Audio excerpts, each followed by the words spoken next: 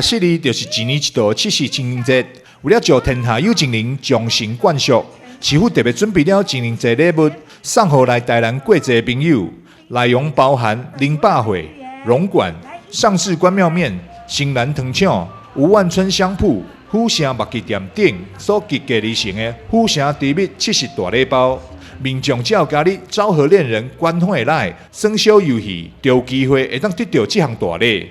情人节又要来的时候，台南这座有爱的城市，是一个宗教之都，是一个全糖城市啊。那再跟七夕结合起来，糖是甜甜蜜蜜的，就象征着情人一样。宗教之都在背后这几位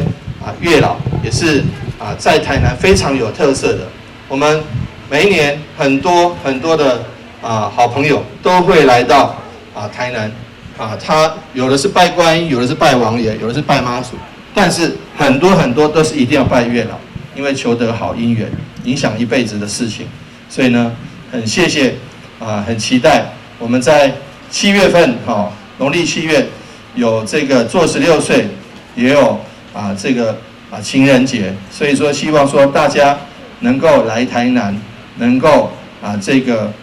求得好姻缘。但是情人节跟情人在一起的时候，当然是甜甜蜜蜜、亲亲热热，但是最重要的防疫还是要做好因为自己的身体爱护自己的身体，就是爱护我们最亲爱的人，也就是保护他们。那希望说大家有快乐的情人节，快乐又健康。